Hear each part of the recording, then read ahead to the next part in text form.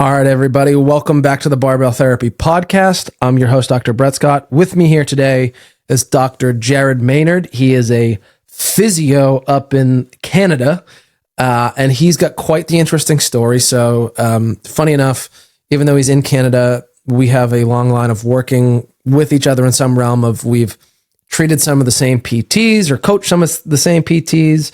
We're in the same mastermind group to run our businesses.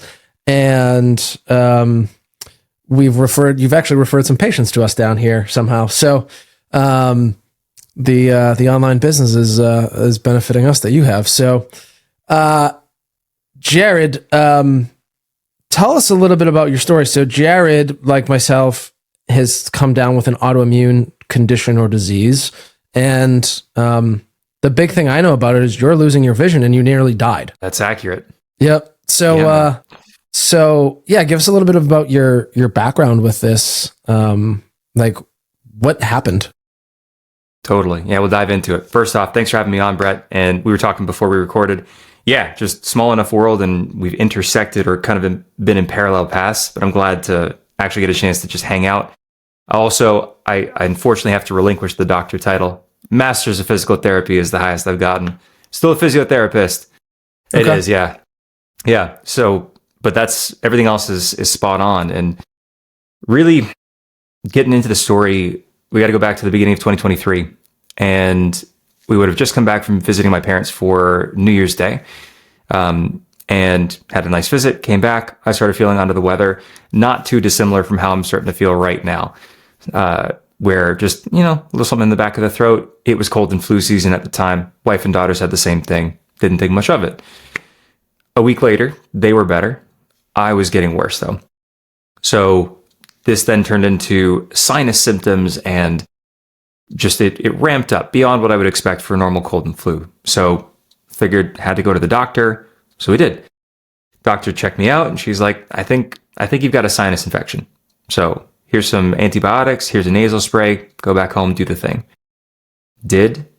And during this period of time, I started to experience insomnia, which I'd never experienced before in my life. Really intense sinus pressure and pain behind my eyes. My lymph nodes were really swelling. And those topographical maps where like you run your fingers over the mountain ranges and stuff? That's what my neck and my shoulders felt like. And so this is beyond like, oh yeah, my lymph node's a little swollen. Like I've got a gosh darn mountain range here. So things continued to get worse. The insomnia was getting worse. And I told my wife finally that, hey, look, I think I need to go get seen at a hospital. We live out in the sticks, a little west of Toronto. We've got horses and buggies on the road. So we went to a smaller hospital closer to us. Excuse me. And checked me out and diagnosed me as having mononucleosis, kissing disease. And that was a shock. I'd never had mono. I got teased for supposedly having mono in high school. I never did. Take that, Wayne. I haven't had it. My wife hasn't had it. We've been married for quite a while. So it was a mystery to me, but that's what they said I had. So gave me some sleeping meds and sent me back home. 3 days later, it was 5 something in the morning. I hadn't slept much at all that night. Sitting at the kitchen table, and my wife looks at me and she goes, "You're yellow." And we both go, "Oh shit." Because we both know that's something bad going down with the liver, but we don't know why. So call up my mom, who lives about an hour away. She drops everything because she's a saint. She comes and watches our 3 little girls at home. This is the day before my twins' 5th birthday. And we go to a larger hospital that's further away. And like I've been involved in training and athletics of some kind since it would have been, grade 6, when I first got into Kung Fu and martial arts. Before that, I grew up as a fat kid with zero confidence, last and picked on for being chubby. Picked last for teams in gym class and at recess. And because of all that, like I hid from people. So like on beautiful summer days, man, when all the kids are outside playing road hockey or basketball or whatever kids do, I was just in my parents' basement because I couldn't have told you this at the time, certainly, but probably not till very recently. I just got so sick and scarred and hurt by the rejection by all these other kids that I decided to hide. Because if I could hide, I wasn't going to be rejected. The TV didn't care what I looked like. The TV couldn't judge me. But my parents saw what was going on, and they wanted to do something about it. So they started to put me into different sports, and nothing stuck. Stuck. We're talking like t-ball, we're talking tennis, we're talking basketball. I sucked at all of them, to be straight with you. And then Kung Fu was the thing that we tried next.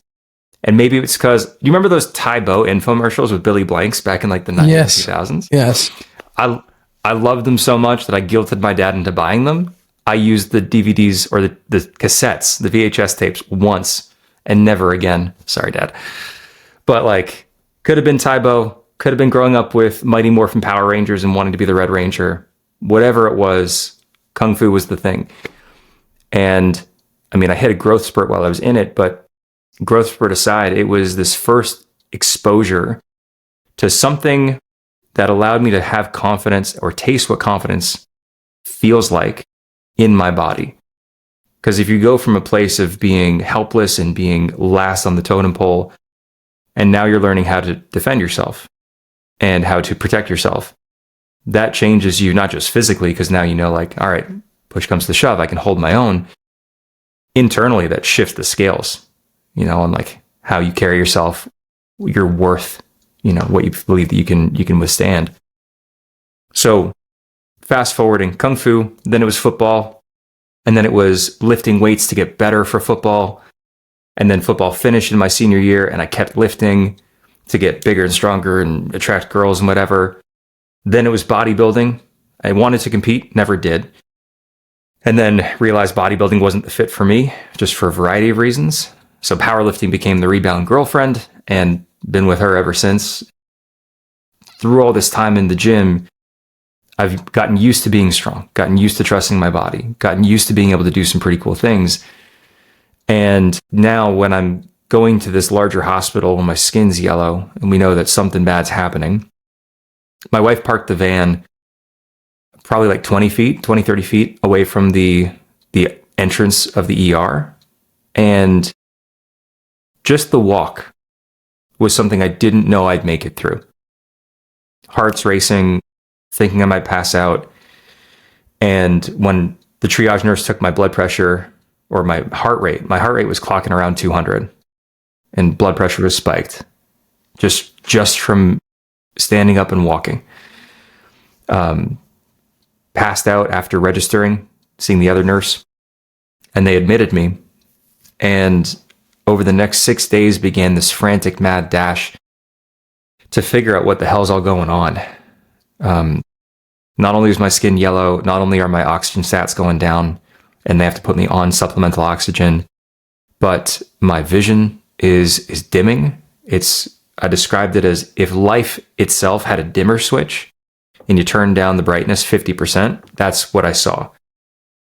So it was this endless kind of conveyor belt of doctors and nurses coming in to take histories, to ask me what's going on, to do all sorts of things with my oxygen, take blood. My wife is with me through this, and she's thrown headlong into all of this. And I'm starting to be delirious. I'm going downhill. And she told me later that the scariest moment of her life was seeing me, her big, strong husband. I'm 6 foot. I was 194 pounds or so at the time, who was so weak and so helpless that he couldn't get up out of a hospital bed to go to the bathroom on his own. And we had no idea what was going on yet. We didn't know how long I'd be here, when I'd come home, if I'd come home. And my wife is thinking, who's taking care of the kids? How is she going to explain why daddy's not coming home to these twins who just turned 5 and our other daughter who was 2? And she became a single mom overnight. So through this mad dash, these 6 days of test after test, image after image, eventually we came to the diagnosis of something called HLH, which stands for hemophagocytic lymphohistiocytosis. And it was explained to me in the hospital as an autoimmune condition. Later, I found out that it's autoimmune-ish. It's technically called or classified as a hyperinflammatory syndrome. But it's where the body's immune system gets ramped up and attacks healthy cells, especially red blood cells. Fatality rate for adult onset HLH, which is what I had, is optimistically about 50 to 54%. Wow. Get as high as 75. So best case scenario, I had a coin slip chance of getting back home to my family. And I didn't have any predispositions. We did genetic testing, no family history as far as we know of. There is a type of HLH that is genetic. That's primary HLH. You usually see that pop up in infants or newborns.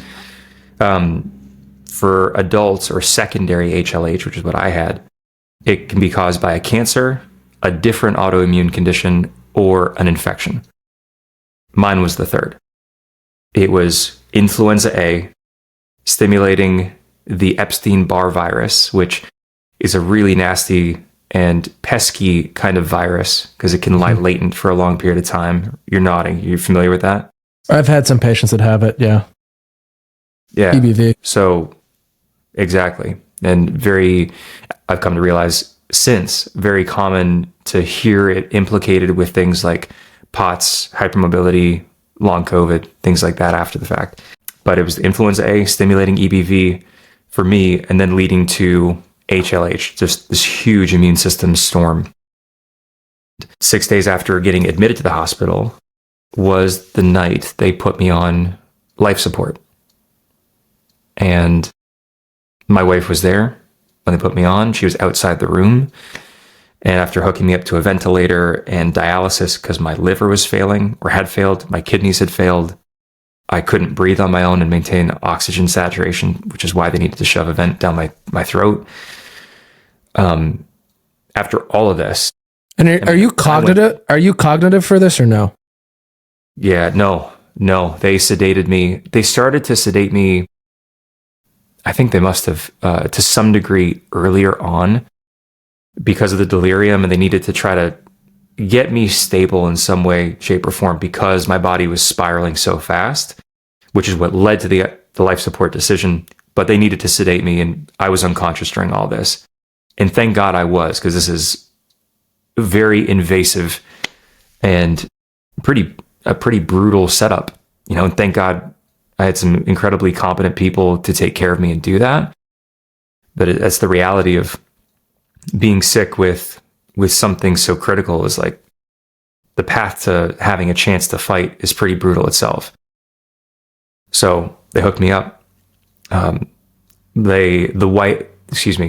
The charge nurse who my wife described as like the mother that everybody needed. She'd been in the ICU for a long time. She came up to my wife and she's like, "You shouldn't be alone tonight." My wife tried to shrug it off, and Amy was the name of the nurse. She's like, "No, who can you call?" She made damn sure my wife called my parents and wasn't alone. And both of us are really glad that she did. Because to just have your spouse shoved on life support with no guarantees that he's ever coming off and being left to pick up the pieces, that's shattering. So then it was the fight. And I'm unconscious for this under heavy sedation. With HLH, the treatment, like I said, to have a shot at surviving, it's pretty brutal. It's chemotherapy, it's corticosteroids, sometimes a bone marrow transplant's needed. We started to get the wheels in motion for that, but we didn't pull the trigger on it. Excuse me. So, but the chemo, I couldn't even get the full doses that I needed because I was just so ravaged. It was like a day by day or hour by hour, multi-person decision from my doctors, especially my hematologist who was running lead on my medical team, and the pharmacists. I've never met the pharmacists. I don't know their name, but thank God for them, because looking at my blood panels and like where I was, that was the input. That was like, he can only handle this much, quarter of a dose or a half a dose. And through all of this, like I'm still getting worse. My sats, my vitals, they're still plummeting to the point where they were giving me the last treatment.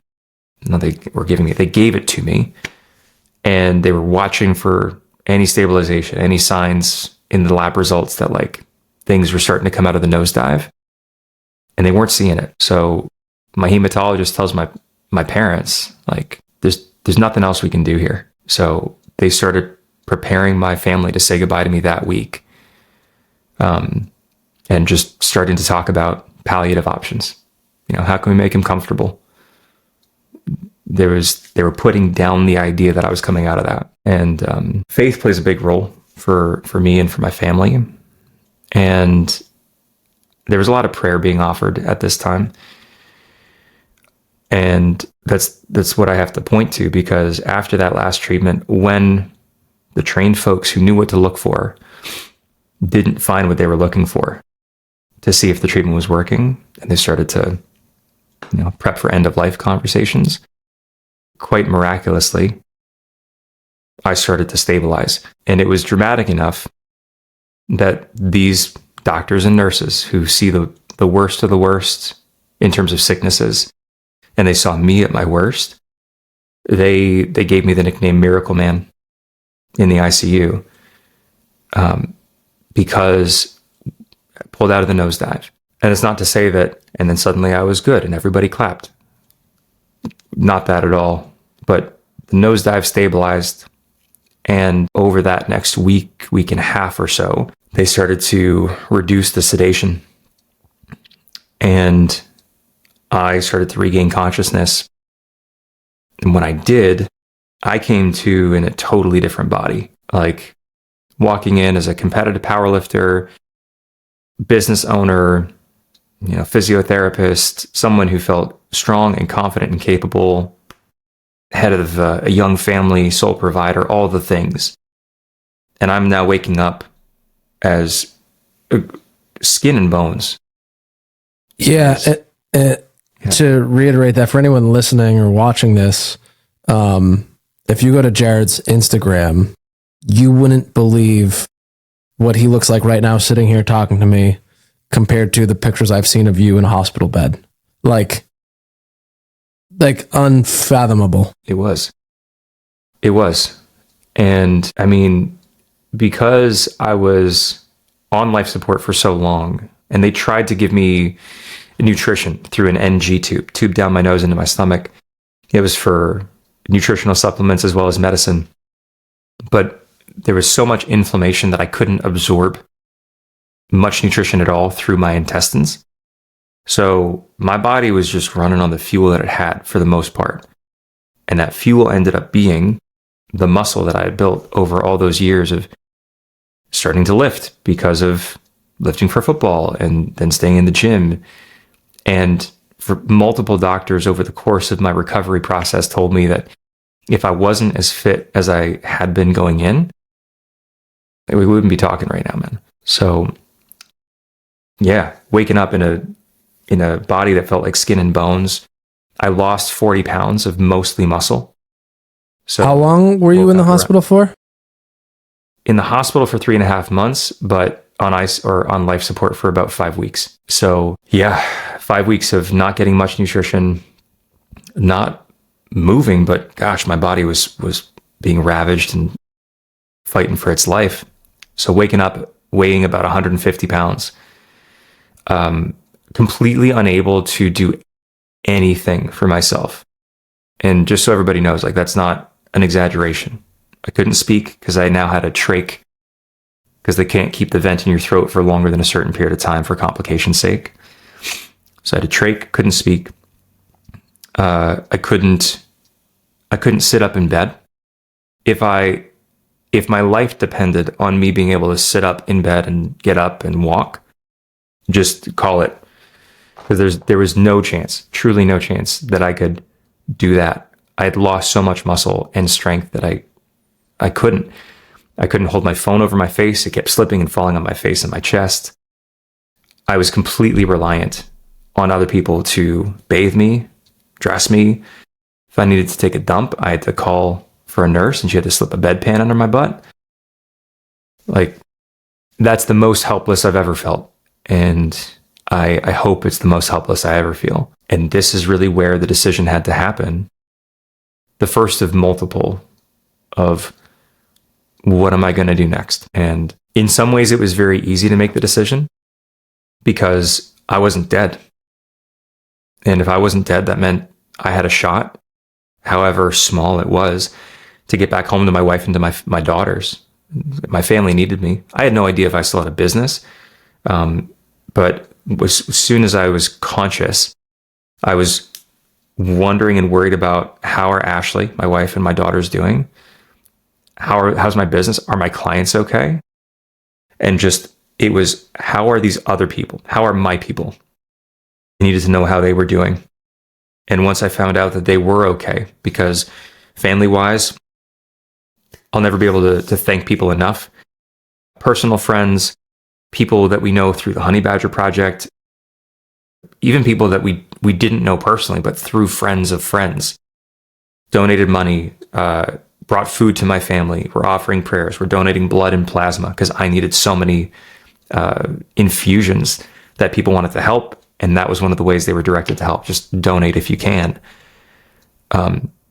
Through those people, I knew my family was okay here and now, which was a godsend. I found out that business-wise, my two assistant coaches at the time had really stepped up. And then also, someone that we both know through the Honey Badger Project, John Flagg, a dear personal friend. He ran a business called Rebuild Stronger, which was very similar to my business, Unbreakable Strength. And a mentor had asked John if he'd be willing to step in and merge the businesses. If you ever hear him tell the story, you should, because he'll tell you that he was deathly afraid of this turning into a daytime soap opera novella where I wake up from my coma and he's taken my business over and I'm like, you stole my life, you son of a bitch. Deathly afraid. And I get it. So it's all the more reason why I'm so grateful that he was willing to do that. Because between that and my family, knowing they were okay, it gave me the space to decide, okay, what am I going to do and what do I need to do to get better and to get home? And I tell you, like, that part was easy because if I can get home, I'm going to do everything I can or I'm going to die trying. It meant with full sincerity and full gravity of that statement. In other ways, this was a day by day and hour by hour decision because I am alive, but I'm so sickly. I'm still in the ICU for a good chunk of time. I'm spiking fevers. They're still trying to treat not only the HLH, but also all the acquired infections and complications that come from being in the hospital. I have to relearn how to sit up, how to control my body. They had to use the mechanical lift in the ceiling to get me into chairs. And even just sitting up for 10 minutes was the equivalent of like a 60-minute workout in terms of the effort. I had to relearn how to swallow and speak. So as with any muscle, if you don't eat, speak, or swallow for, first 5 weeks, your esophageal and laryngeal muscles, they atrophy. So I had to go on a throat rehab regimen to be safe enough to eat and drink. They had to wean me off of the trach and put valves on. Do you remember those infomercials again where it was smokers, smoke things? Yeah. That was me. Oh, kind of anyway. Eventually I had just a stoma, like a hole what they covered with a bandage. And literally to speak, I had to cover that with my fingers so that it forced more air through my larynx as opposed to out through the hole. It was trippy, dude. So when I say rebuilding from scratch, I mean rebuilding from scratch. And it was day by day. It was hour by hour. There were days I didn't get up because I had a fever or because I was just so beat down mentally. And I'm grateful for our shared mentor, Dr. Frank Benedetto from the Honey Badger Project. He was part of the inner circle. Once I could, he was talking to John and my wife, and like people were supportive while I was down and unconscious. And once I was conscious and could speak again, he was one of the first people that I talked to. And he told me, your problem is not going to be working. you do that really well. Your problem is going to be resting. And I need you to remember that when you're resting, on those days where you don't get up, you're like a phone plugged into the wall. And you have to do that. And I'm so grateful that he said that, because that's exactly what I needed to hear. Because yes, he read my default correctly. So the rest of the journey was very up and down, very touch and go. I came off of life support end of February, beginning of March, and stayed in the hospital until May 1st, and then went home. Going home doesn't mean I was better. I was still bedbound, still having to rehab by certainly wasn't touching the barbell and squatting hundreds of pounds. I was doing sit to stands on the side of my bed. I was still doing some yellow band hip abduction extensions. And I needed help with that. So one of my assistant coaches, Dr. David Grubbs, amazing guy. He worked for me as part of Unbreakable Strength. He's a DPT who has experience with acute care. So God bless him, because I came to him and I was like, look, I'm the guy that he works for, who just went through this life-threatening situation. And now I'm asking him, I know what I have to do. I'm just not doing it. And I need someone to kick my ass. Are you willing to help me? And he was absolutely willing. So Dave, thank you. Dave helped me with the rehab, and the sit to stands became goblet sit to stands. And then it became goblet squats. And then I was able to hold on to a barbell. So I did some like really limited range RDLs with just the empty bar. The first day I bench pressed again, it was feet up because I had so many contractures and my hips were swollen. I couldn't put them on the ground. That they were feet up. My wife was behind me to make sure I didn't die, because we already went through that. 55 pounds. And like, Brett, I got long arms. Great for deadlifting, not so great for benching. So I've never been a strong bencher. Yeah. But it's a hell of a mind trip to only be able to bench 55 pounds and have that be an objective win. You know? But rehab ended up looking more like modified training. And then modified training eventually ended up looking like training. This has taken us through 2023 up to the beginning of 2024. I got to the point where I knew I wanted to compete in powerlifting again. I had no idea really where I was going to be. I knew it wasn't going to be matching all of my personal bests, but I figured, you know what? Let's go for it. Let's see what happens. So signed up for 2 meets. That first meet back, it was May 25th of 2024. And gratitude is the single word that describes that whole day, where my family was in not the front row, they were in the middle of the crowd. My wife and my daughters had never seen me compete, but all of them had seen me just ravaged in the hospital, like just over a year before. They were there. I had one of my best friends who was handling me on the day. And I really viewed every time that I stepped on the platform, every person who had a role to play in my journey to that point. Doctor, nurse, SLP, occupational therapist, friend, person who prayed, person who donated blood or plasma. If anybody had anything to do with either helping me and my family or being moved by what we were going through, this wasn't just for me. This was for all of them. And I had a perfect day. It was 9 for 9. And my last deadlift was a lifetime PR of 501. Wow. And I did it again 3 months later with another lifetime PR of 507. And that's it still moves me to think about, because like I didn't do it all on my own. I'll be the first to tell you that and keep saying it till I'm truly done. But that process absolutely changed me. And to come back stronger, like objectively stronger, is something that I didn't expect. And that when I think about it now, it fuels my mission, really, and what I want people to hear and see, not because my situation is representative of all situations or that I know exactly what everybody's going through, but it is the source of my belief that you're not done yet and that you can come back stronger. Physically, maybe. I'm living proof of it. But even if not physically, I think you can still come back stronger in other ways. That's a big chunk of the story. That's moving, man. That was some grave detail there you went into. And I appreciate that. And that's also incredible that you came back within a year of you've been training your whole life, literally withered away to like, there's literally nothing left. Like, if you lost any more weight, yeah. And like, honest to God, like, you looked at you, like, you didn't even look like a human being in some of those photos.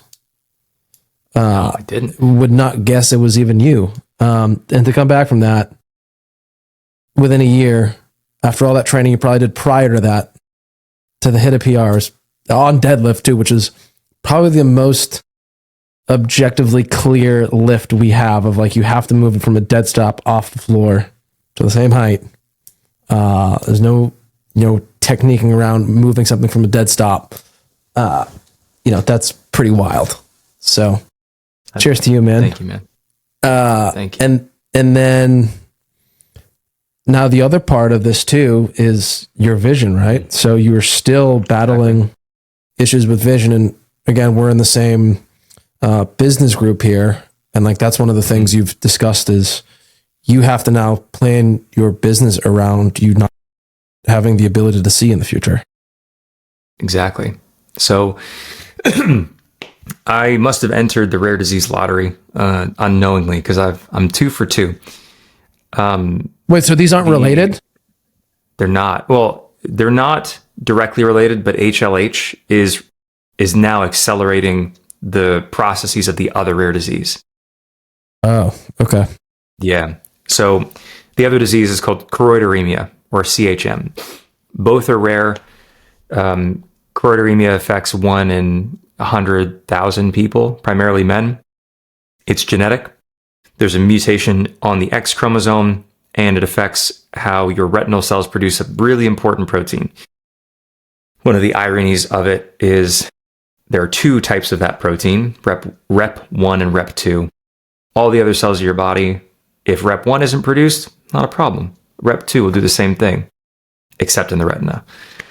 And that's where this disease affects me. So I've known we've known there was something going on with my vision since I was a kid. Night blindness is the first symptom that usually comes on for people with choroideremia and other inherited retinal diseases like this. So I was walking with my dad at night. There was a pothole. There were street lights. Anybody with typical vision, you would have seen it. You would have walked around it. I face planted. So that began the journey of going to doctors, optometrists, ophthalmologists, and trying to figure out what's all going on. One of the pivotal points of this part of the journey was being a 17-year-old kid. And this is at the time where I've got my learner's permit. My friends are driving. Either they've got their learner's permit or they can drive on their own. The girl I was dating at the time, she got a car a used car as a graduation and birthday gift. It's the teen movie like dream. I got a car. I got independence. And I'm stoked. I'm going through driving school and all the things. And I'm about to go for my test to drive independently. And before that test happens, we're at the optometrist for a routine checkup. Optometrist sees something funky on the back of my eye, which I now know is pigmentation. And so she tells my parents, there's something going on. I don't know for sure what it is, but he shouldn't drive.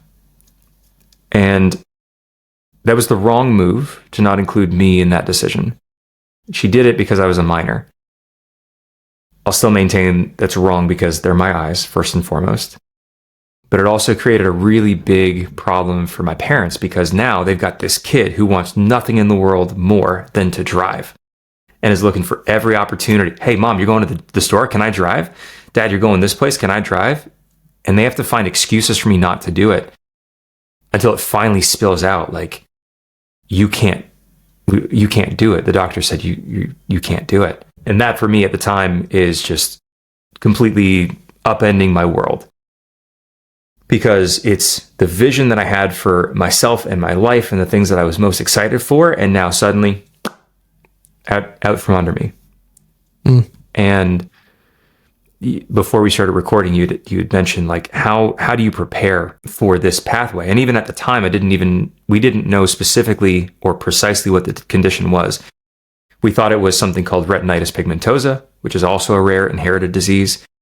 But we found out later that it's choroideremia. In either case, neither are treatable. Both are progressive. Both lead to blindness. So I had to live now and start to process, not even make peace, but start to process this reality that I'm going to go blind. I'm going to lose this central sense. And I didn't process it, man. I didn't make peace with it. I don't know that I could have at the time. What I did do is shove it down in a box, or it became this like dark storm cloud way off in the distance that I knew I'd have to deal with sometime. But right now, I didn't have to, and that was enough.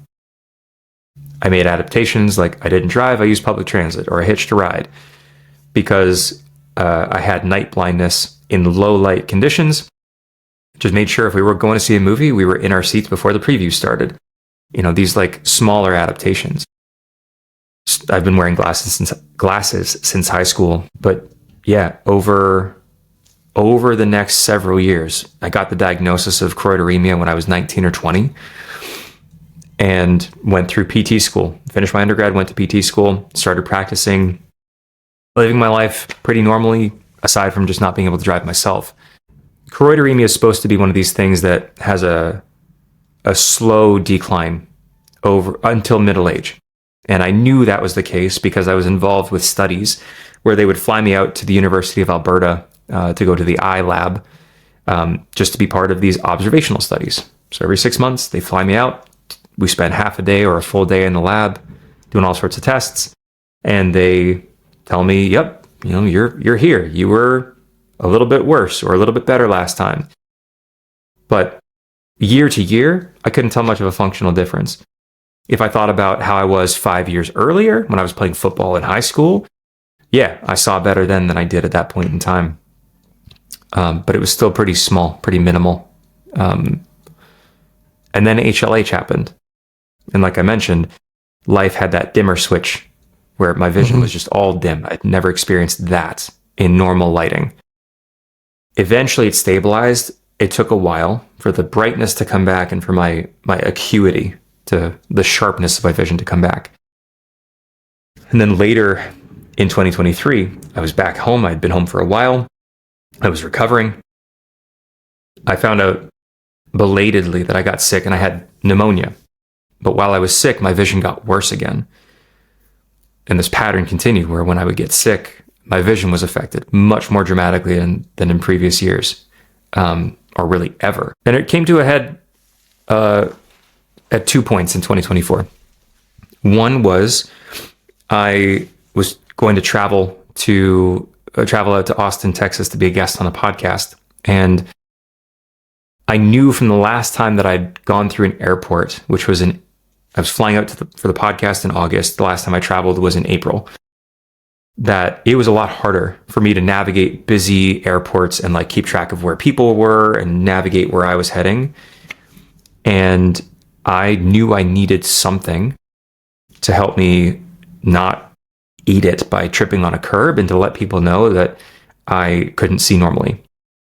So I bought a white cane and crash course YouTubed how to use it. The thing about a white cane, as with many things, many aids for blindness and visual impairments, amazing tool. I'm so glad it exists. It's heavy emotionally. Because you start carrying a white cane and you are forever different. Everybody knows you are different.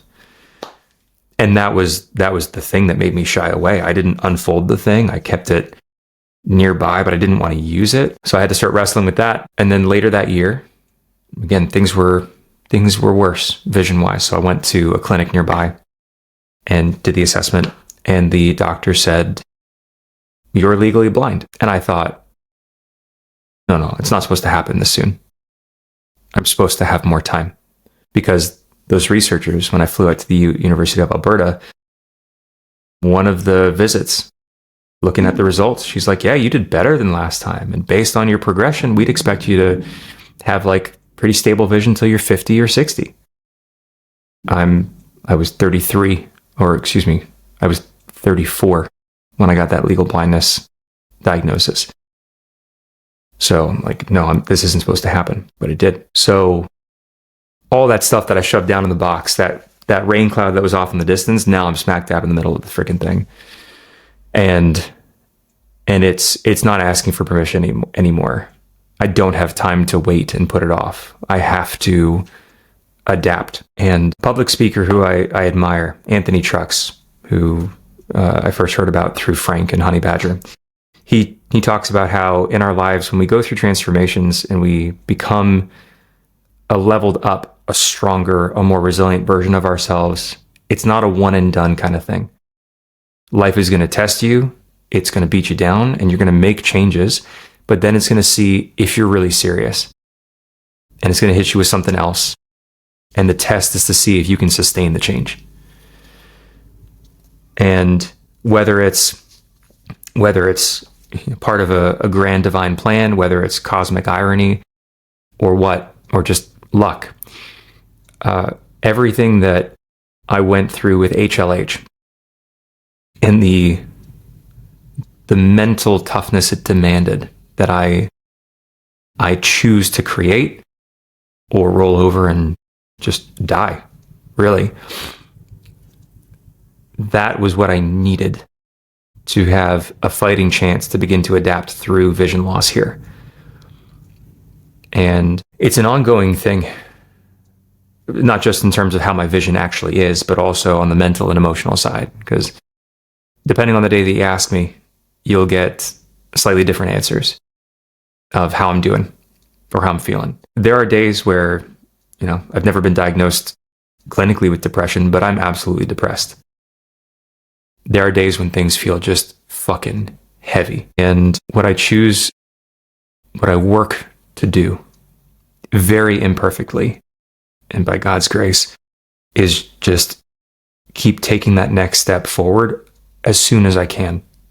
And it's not even an everyday kind of thing. There are days where I just haven't gotten up. But I know that there are people who are counting on me. My wife and my daughters are first and foremost. My clients are next on that list. I believe there are people who I'm meant to serve who I haven't met yet. And they're counting on me too. And I'm not presenting this as some heroic, noble, squeaky clean, just macho, motivational kind of thing.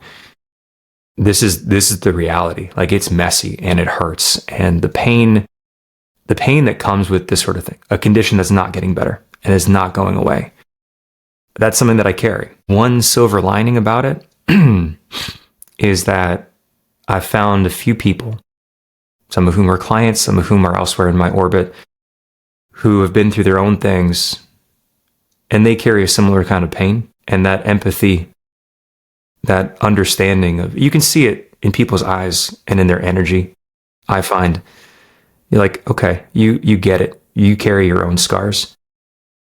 And that understanding, that trust helps at the very least to make it so that we don't feel as alone. And it doesn't make the pain go away, but it's at least meaning that I found that can come from that pain. So yeah, I'm actively in an arms race against this disease process where it's not a secret, very clearly. I talk about it pretty openly, and I'm still coaching. Just means I've had to evolve my systems. I use some assistive tech. I zoom my screen. I use a screen reader. The results don't lie for my clients, though, because my resolution to myself is I will do this only as long as I can, and as long as I can serve people.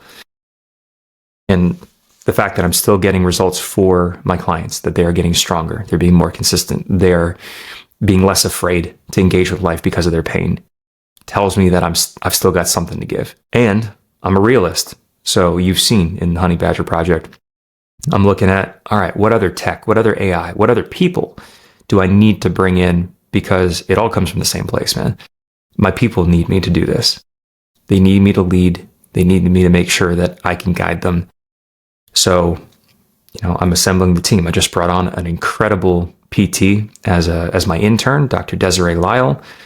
She's an absolute stud, and she's going to be a huge, asset to the team. And I brought her on sooner than maybe I would otherwise if I weren't losing my vision. But it's because it's demanded of me. And there's going to be more challenges. And my vision's going to get worse. There are going to be more hardships, more heartbreak. And I'm going to have to face it. And it's not going to be easy. It's not going to be clean. But at this point, I'm driven by mission and by what I believe is my duty to take care of my people and get this message out to people, because I think that at minimum, hope. I think we as a whole need hope that what we're going through, whatever it is, doesn't have to be the end of us, even if we end up changing and things aren't the same as before. I still believe that you're not done, and I still believe you can come back stronger. Yeah, agreed. When dealing with all this, in dealing this with, in discussing it with other people, what people say to you, how they perceive you, what are the most frustrating points of it for you? You mean of all of it, or you mean the vision loss in particular? Of all of it. So like for me, one of the things for me, like I have these like internal scars, right? Like I have ankylosing spondylitis. My joints are slowly fusing over time. I have to live with that every day. I need 2 hip replacements, or I'm getting resurfacing on both of them in the next few months here. But there's like certain things I just can't do, and people will say things about it. Like in hockey, it's like I play hockey still, and I've made it a thing to not stop doing the things because I live in pain anyways. But then, guys will give you shit or whatever, and it's like, oh, you do this, and it's like, you don't understand how bad this is. Mm-hmm. Or people are like, how can you do this if it's so bad? It's like, I don't have a choice.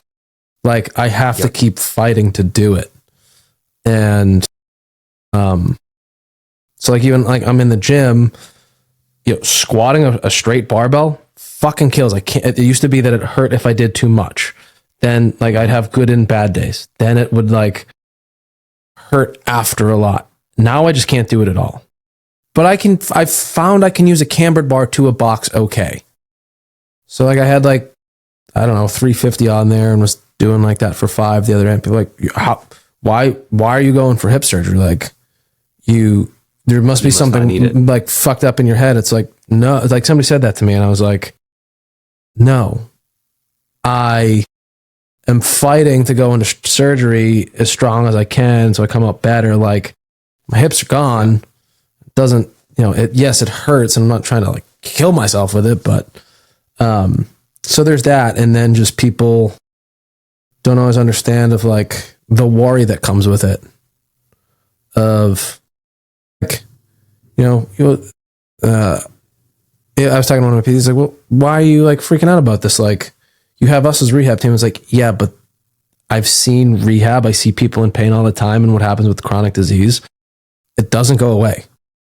It doesn't just get better. Even with all the science out there, there's still this fear lingering of like the past week, my neck has been really stiff. I'm like, is this it? Is this when I reach this chronic pain state where I can't move my neck anymore and it just hurts every day and I'm miserable? Question mark that hangs over you, right? Yeah. Yeah. I feel you on all those. Because for me, on that last part, excuse me, my vision fluctuates day to day. It's not even predictable. I've found that fatigue influences how I see things. And understandably, people are like, what can you see? I just wish that at this point, Elon and Neuralink would just have this like connection that I could just hook up to people's brains so they could understand what it looks like.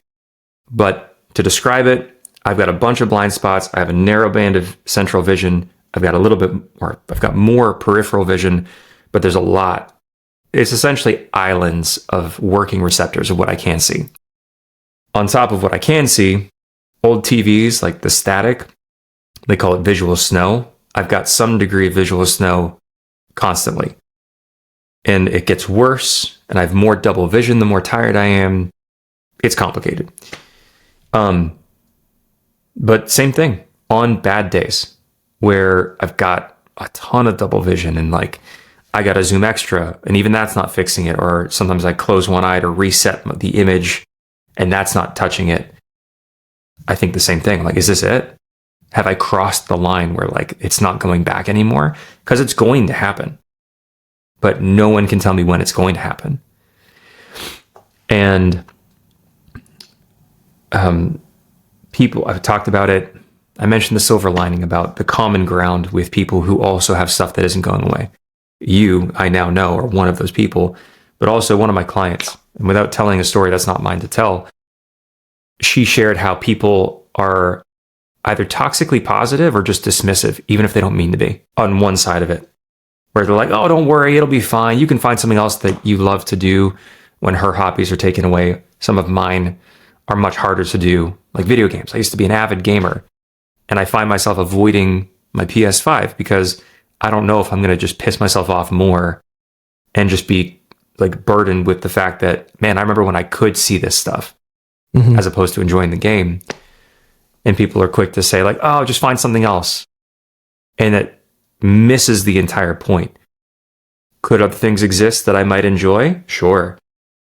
But you have to understand that it's not just a switch that you flip. And it's something when you're fighting to hold on to what matters to you, when it's like the world is shrinking and life is taking it away from you and trying to take it away from you. As far as, you know, what people assume that I can and can't do, it's only happened to me a few times so far. I expect it'll happen more, but they call it the bigotry of low expectations.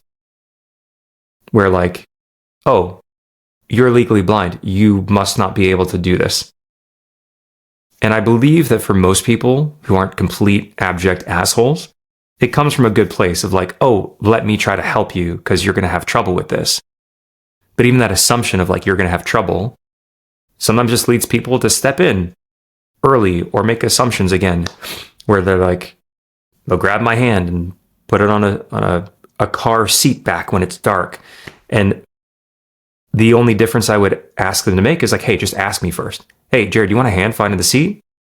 Cool. Different deal than like you just grabbing my hand, thinking you know better than I do, and doing that for me. I'm legally blind, and blindness is a spectrum. People have all varying degrees of visual function. And I've heard horror stories of people who are, you know, higher profile and on social media who are being accused constantly of faking blindness. They're like, oh, you're looking at me. You can't be blind. You don't look blind. What the fuck does that even mean? How do you think blindness looks? It's not all the stereotype of sunglasses and white cane, although we do use those, or many do, for different reasons. So I'm in this place where I'm braced for it because realistically, those interactions, those negative interactions, they're going to happen. I've also been pleasantly surprised by the fact that a lot of people are just cool with it. I was at a wedding not long ago with my family, and like had my cane out and everything, and the woman came up, oh, hey, my son's blind. You know, is that one of those cool talking canes with AI? And I'm like, what? They have talking AI canes? Tell me about this. So it's the challenge for me is deciding to step out and be seen, which you tell me if you'd agree with that or not. But I mean, you talking about you being in the gym and you working hard to fight through pain so you can go into surgery as strong as you can. Like, That's a choice. I would say it's a courageous choice that not everybody's going to understand. And yeah, they're going to question it clearly.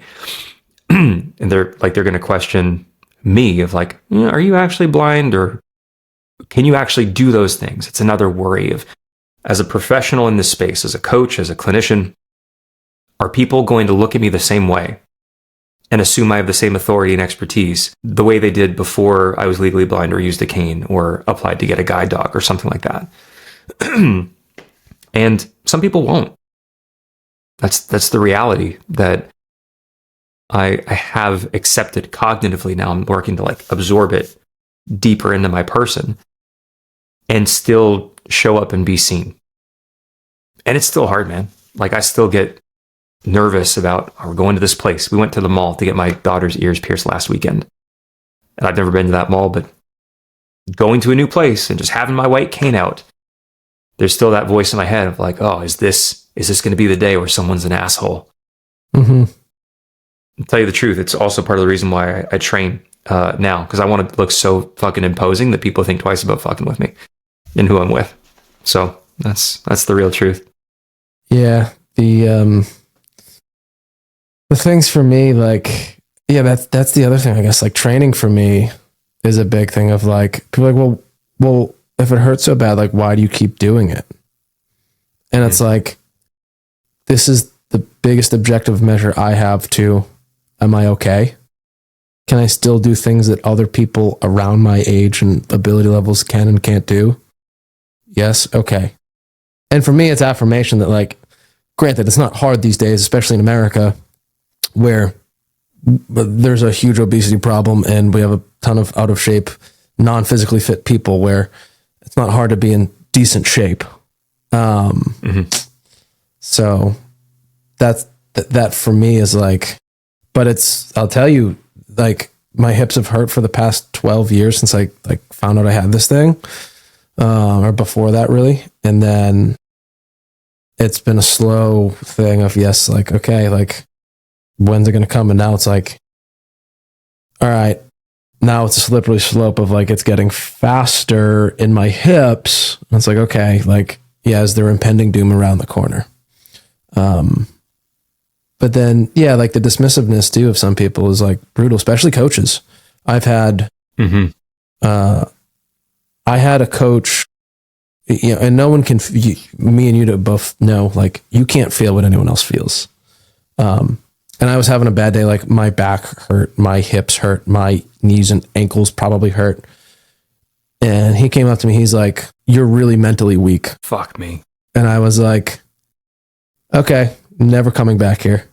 That one was a tough one. And then, like, I had another coach too that was like, I was like, hey, like, we need to modify this. Like, my hips are smoked, like, after last block or whatever. And it was like, God, you're such a little bitch. And it's like, so that's straight to you. Yeah, I was like, all right. If you only knew what it actually felt like to have this, it kind of sucks. But just a little bit. Yeah. So it's like, chime in on that. Yeah. Sorry, go ahead. No, you finish. No, it's just, yeah, people see it and it's like, and my end, it's very dismissive of like, and even like when I first got diagnosed, like I was, you know, I was searching for answers for like 2 or 3 years, and everyone had told me like, you're just overtraining and you're working too hard in the gym. I was like, no, something else is wrong. Like I go to school for this. Like, I've been doing this for a while. It's never felt like this. And then, like, even my parents' answer was like, well, there's surgeries for that. I was like, well, you can't replace a spine. No, not the whole thing. Not yet. And you know, now it's like, shit, I'm 33 and I'm already like cutting part of my femur off. It's wild to think about. And I've always, it's interesting too, because I have a woman that has been so against getting hip replacements, and she needed them astronomically bad. Like, even the surgeon called me. He was like, these are the most catastrophically degenerated hips I've ever seen. Like, they're nearly fused. I was like, yeah, I know. And she didn't want to do it. And then like, I'm like, you need this. Like, it's a no brainer for you. Like, your function and everything. And for me, I'm like, wait, I'm going to cut part of my body out of me and put new pieces in there. It's very different when it's you and not someone else. Always different when it's you. I'm not over the coach's reactions, because it's my parallel to that was different in the sense of it didn't have to do with blindness, or in your case, the AS. But back in my bodybuilding days, again, I never competed, but I wanted to compete. So I signed up with a coach who was well known in, like, not just the natural bodybuilding space, but the bodybuilding space in general. He's one of the go-to coaches. I signed up with him, and he got me lean. He absolutely got me lean. But through the hyperfixation on food, just as it happens more as you get leaner, because obviously your body doesn't want to be that lean, coupled with unchecked anxiety that I didn't know that I had, but was amplified because it's the first year of physical therapy school. Just this perfect storm of things led to a binge eating cycle. Never diagnosed as having an eating disorder, but it was absolutely disordered eating. And it wrecked me mentally, because, again, I didn't have the words to say it this way, but my self-worth had to do with how I looked and how I thought other people saw me. If I had abs, I was worth more. If I didn't have abs, or you couldn't see my ab vein, or I wasn't perfect with my nutrition, then fuck, I'm not worth as much. And I remember sending my coach an email after one of these binge cycles. And the first couple of times that I'd let him know about it, he's like, all right, here's what we do. He adapted the plan. This third time, he sends me an email. It's like, you're a fucking pig. You're eating this way because you want to. You love it. You're a fucking pig. This dude's supposed to be a fucking clinical psychologist, by the way. Really? 100%. So talk about, like, that scarred me. And that absolutely gave me a clear-cut example of the kind of coach that not only will I never be, but I will actively work against. But yeah, man, I mean, people, we can't ever know fully what it's like to walk in their shoes. And it's what we see in the literature on pain. Like, pain is subjective. If someone's sitting there in the chair, I don't know about you, but I've had colleagues either in school or out of school who joke like, yeah, somebody's sitting there and telling me they're in 10 out of 10 pain. And I'm like, or the person who's saying the story is like, no, you're not in 10 out of 10 pain. Like, you can't say they're not. You have no grounds to stand on that. If that's their 10, that's their 10. And I understand what you're getting at. They don't look like they're in excruciating pain. But again, it's the same sort of judgment that people are making on you or on me because I don't look blind or you don't look like you're in that much pain. And it's completely unhelpful. And it's not true, because how do you quantify it? Yeah, we got our numeric pain scale and all the other outcome measures, but it doesn't capture all of the pain experience, right? So it definitely, all this stuff, for me at least, has highlighted the need for empathy. And sometimes I'd love to get your thoughts on this. When I'm working with clients, and I can think of a few off the top of my head right now who are going through some stuff. Some of it's physical, some of it's like life just throwing them curveball after curveball. The need to not just jump to the fix-it mode or give them solutions of like, oh, you're hurting, go do this. Or that's happening, don't worry, this will happen down the road. Because again, that can come off as very dismissive. Sometimes people just need you to sit in the shit with them for a hot second and let them know that like you care enough about them to be there and hold that space and give that time. Have you found something similar or anything different?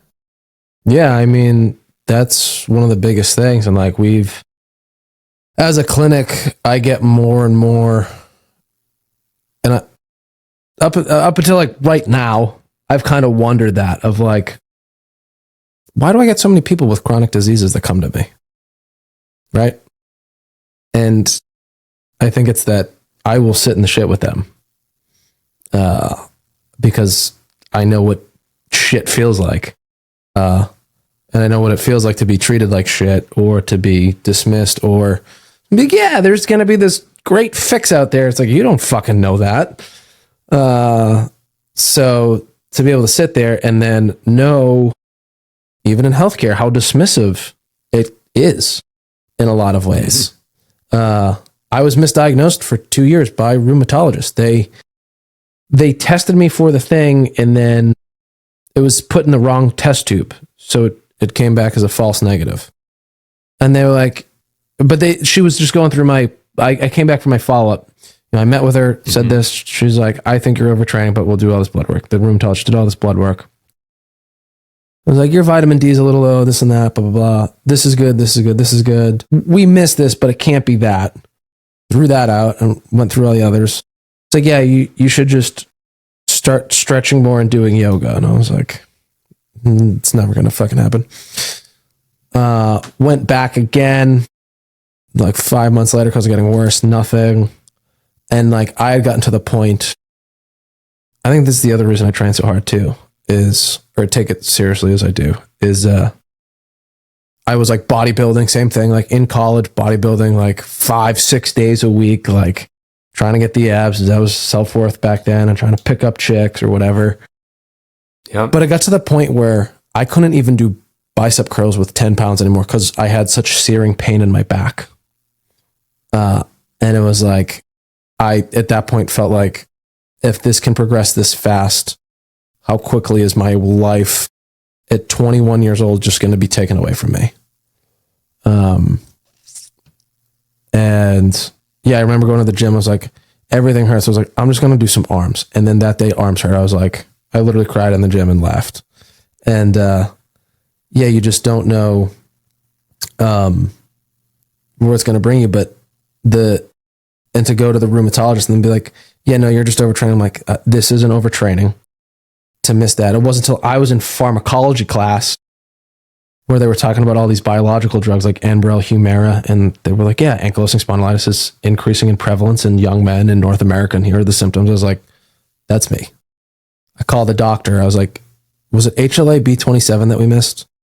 It's like, yeah, how did you know? I was like, we need to retest me for it. They messed it up again, and I had to go back a third time, and it was positive.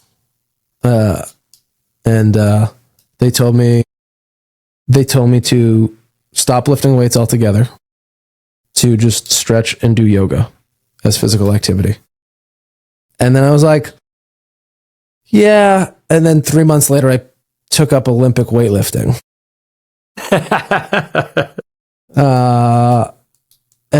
And then about 8 years later, I made it onto a national, competition platform. So it's kind of like a fuck you, prove them wrong. But yeah, it's like, and then I've had a parasitic gut infection, which I think part of that came with some of this stuff. But I went like 2 years undiagnosed with that too, where, they were like, it's stress. I was like, no, I'm like, I have daily diarrhea and like all these other things from just stress. Something else is going on. I had gained 40 pounds and I thought I had cancer. Like I thought something was like, I was like, I'm gaining 40 pounds without like trying. Like I'm still in the gym. I still eat healthy. Like I'm not overeating, all this. And I was like, and then finally I found a functional medicine doctor. I was there 2 hours. I was like, wow, this is what, like we sat in the shit. And that's really what it is yeah, people, medical professionals, friends, family, like they don't always get it. No. And it shouldn't have taken that long and that much effort on your part to get that basic, in my opinion, that basic standard of care. And I understand the system, and I understand to a large extent the limitations that doctors, PTs, whatever professions exist in. I still don't think that's excusable for like actually hearing you, being a human as much as is possible, and then also at bare minimum fucking following through on the correct testing. I get it, mix-ups happen, but that's dropped ball after drop ball. That's insane, man. Yeah. Yeah, it's tough, but I like to think that it does give you a new perspective on life too, of like in the beginning, I was like working super hard too when I first started this company and everything. And now it's like, and it was like, there was financial reasons too of like, I don't know where I am like financially and to like get my life on track. Cause I also started this business accidentally out of school because the New Hampshire Medical Board denied my license originally because I had started an online social media brand.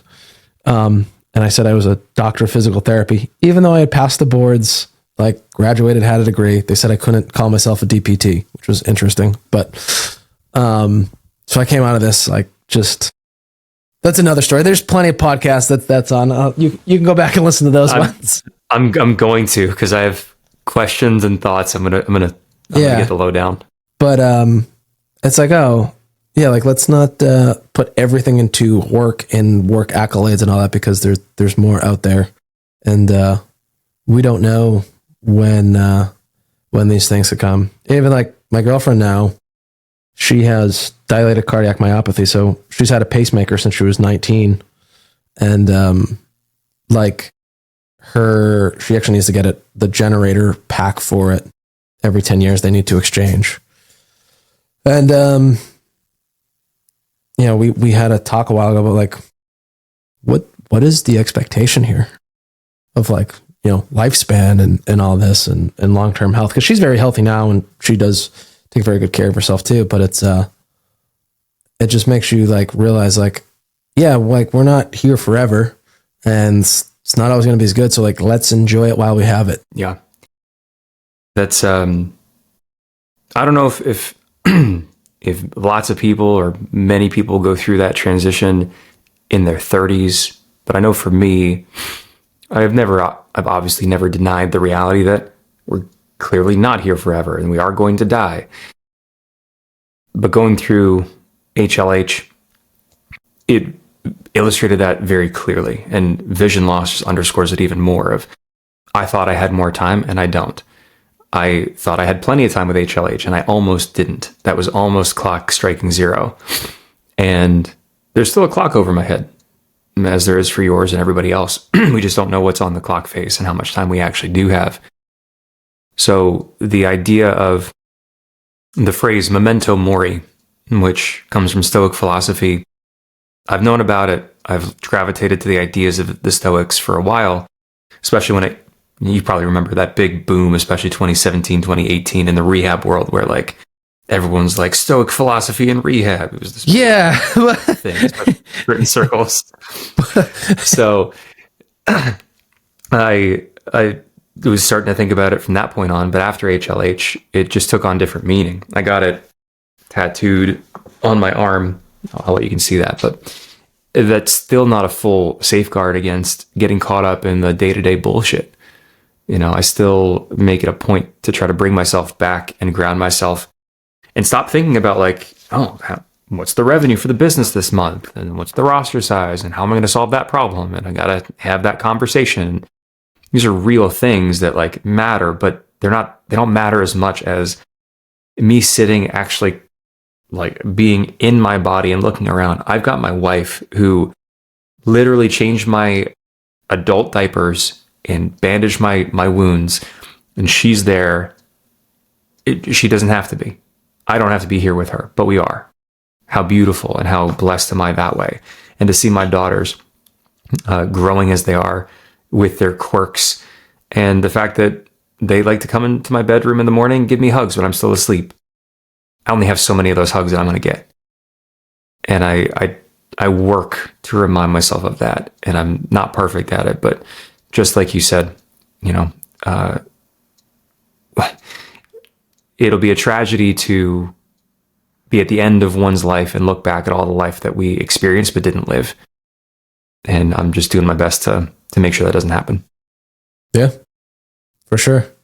I like that Memento Mori. I'm actually getting a tattoo, and I've been looking for a quote to put with it, because I'm actually doing it's actually like kind of like a healthcare theme about like ankylosing spondylitis, being a medical provider, like chronic disease, all that, making change in healthcare, and I don't know, maybe we'll get matching tattoos. Do it. I'm in. I got two tattoos, the Memento Mori, and then I'm a big Star Wars nerd, so I got Luke's X-Wing and Darth Vader's TIE Fighter and the Death Star. My artist crushed it, and I've always heard that tattoos are addictive. People say that, and I was like, we'll see.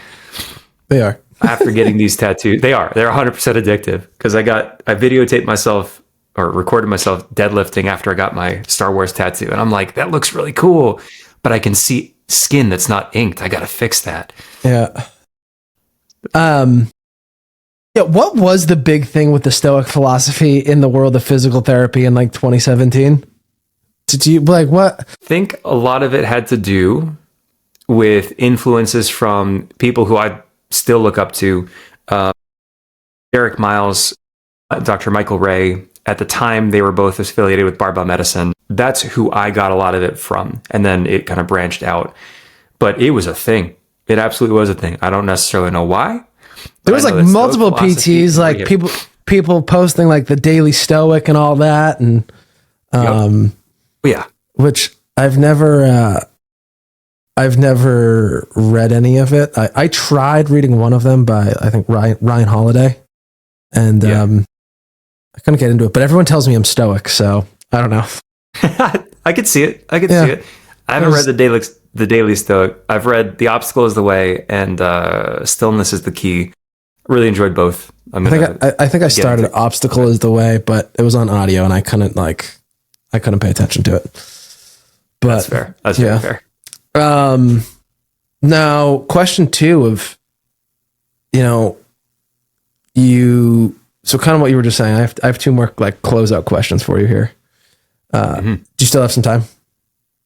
I'm good. Yeah. Okay. What you're just saying about like, a lot of people think like cancer patients and stuff that like life has flashed before them almost.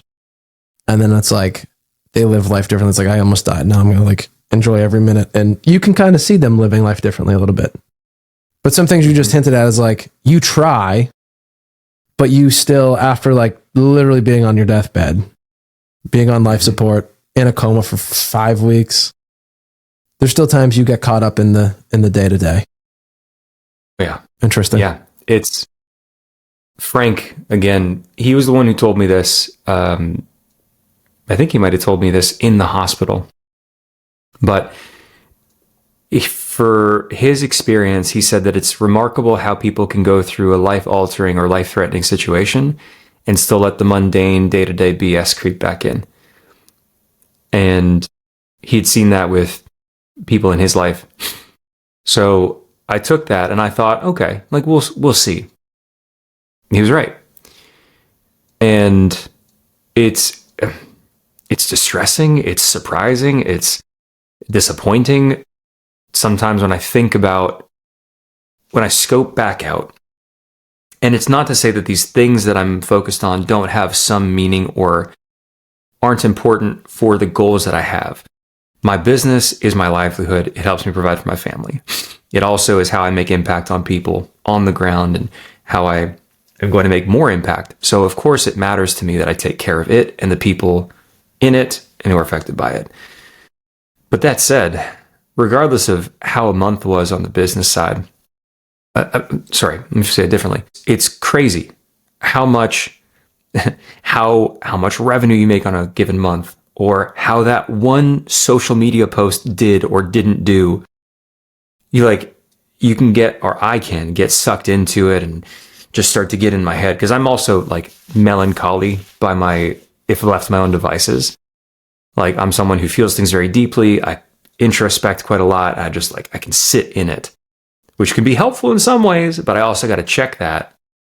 And when I come back out, like, you're worried about a fucking post, bro? Really? It's remarkable how that can happen. And yeah, as near as I can figure, the remedy, at least that I'm focusing on, is just being actively cognizant of it and trying to build in reminders, rituals, and habits that like bring me back. So prayer is a big thing. Reading, and just like disconnecting, getting outside, which is something I have to force myself to do since I work at home and don't drive. But, touching grass is helpful. Yeah. Would you ever like just put a photo of yourself like on your wall, like at your desk, and be like, of like you in the hospital bed being like, oh yeah, you know what? We're we're good here? I would. You know what? Yeah. And I'm surprised I haven't yet. So I think I will, actually. So I'm grateful for that idea. Yeah, that'd be pretty cool, I think, for you. And then my last question, knowing where you're going now with everything, do you think you would be happier if you were just born blind and having to adapt from being a kid versus knowing what the world looks like and losing that ability to see it? No. And I've thought about this. I was asked this on a different podcast, and the hosts of that podcast were saying, like, I'd rather have it be done and over with and not know what I'm missing. And I get the appeal, you know, and obviously there are plenty of people who are born blind or are blind from an early age. And I've got at least one of them in my life from previously. For me, no. The reasons are, one, to love and to be alive is accepting the risk and reality of being hurt. And I would rather have lived and been able to perceive beauty and to have memories, however long they last, a beautiful sunset, or more importantly, my wife's face, my daughter's faces, or than to never have seen them at all. And a big part of my grieving process with vision loss, we talked about how I had this image of life that now is not going to happen. For a long time, all I've ever wanted was to be married, be able to watch my wife grow old with me, watch my kids as they grow up. Boys, girls, at the time, you know, I was a kid and a teenager. I didn't know, obviously, what I would have or if I would have kids, but I wanted them. I wanted to teach my kids how to play catch and play sports and like watch them grow. And if I had daughters, you know, watch them get married and walk them down the aisle and I'll see my grandkids' faces. And with the reality of my diagnoses, I probably won't, you know, and that still hurts. It probably will always hurt. But I'm still grateful for what I do get to see. And I think broadly speaking, I mean, even outside of vision, just being alive, being engaged means that you're going to have some things that go away and some people that go away. And those hurt too. But I think it's better to have loved and lost than to have never felt that, personally. So it's, still something that I work through and a hurt that I make space for. And I found out as we were talking, you're a musician too. I sing, and I've just started to get into songwriting. And I found that by both singing other people's songs and making my own lyrics, it gives the feelings a place to live, where I don't have to keep them just inside. But that's been a really helpful discovery. So yeah, I don't think we can end on much of a fucking deeper note than that. No pun intended with the music thing, but shit, we got real, man. Yeah. Anything else you wanted to add? Gratitude again, man. Thank you for making the time, having me on, and for asking really great questions that let us get to some things that I believe are going to serve people. And if any of this does hit home, like, is it cool if I just tell people where they can find me if they want to? That was my next question. Perfect. So on Instagram, it's jared.unbreakable. Feel free to come check it out over there. If you want to shoot me an email, it's jared@unbreakablestrength.net. And my mission is to help you come back stronger after either everything falls apart or after injury and pain. And I've got a special interest and focus in helping coaches and clinicians, you know, get a chance to take the coach hat off and have more in their tank so that they can give to their people, their family, for a lot of the same reasons that we talked about here. So if any of this serves you, if you want to talk more about anything that Brett and I covered, if you want some help, come hit me up. We'd love to talk and see if I can help. Awesome, man. I appreciate you coming on. And as you're saying before too, now that we should have mentioned your Instagram before, but you need to go see like how far Jared has come, like physically, since this diagnosis he had a few years ago, because it's it's crazy to see like how bad it was. So glad you're better and you're doing okay. Sorry you have to go through the things you do. And I'm glad we're able to do this today. And I'll see you in class, I guess. And we'll definitely keep in touch here. And it's always good to have people like you said, like there's the people that get it, and it's good to know there's another clinician out there that gets some of these things like that I do, if not more, because what you've dealt with is far more than I've had to deal with so far. It's different at least, but same. I'm in the same place, man. Thank you for this. I'm glad we got to connect, and likewise, like you are someone who gets it, and I'm really glad to know